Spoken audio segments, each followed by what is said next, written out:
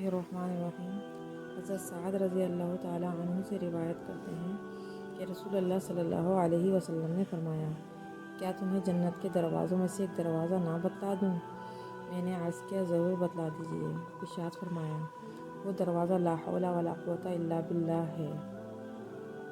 حضرت سعد رضی اللہ تعالیٰ عنہ فرماتے ہیں کہ ہم رسول اللہ صلی اللہ علیہ وسلم کی خدمت میں بیٹھے ہوئے تھے۔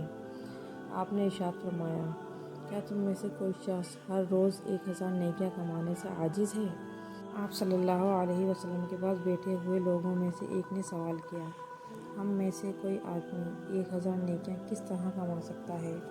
آپ صلی اللہ علیہ وسلم نے ارشاد فرمایا، سبحان اللہ 100 مرتبہ پڑھے، اس کے لیے 1000 نیکیاں لکھ دی جائیں گی اور اس کے 1000 گناہ معاف کر دیے جائیں گے۔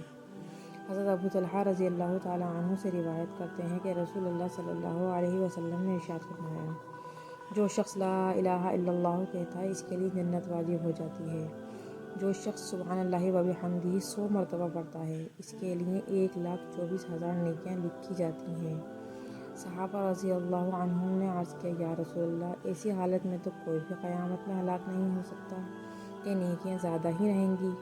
نبی کریم صلی اللہ علیہ وسلم نے ارشاد فرمایا، بعض لوگ پھر بھی ہلاک ہوں گے، اس لیے کہ تم میں سے ایک شخص اتنی نیکیاں لے کر آئے گا کہ اگر پہاڑ پر رکھ دی جائیں تو وہ دب جائے، لیکن اللہ تعالیٰ کی نعمتوں کے مقابلے میں وہ نیکیاں ختم ہو جائیں گی۔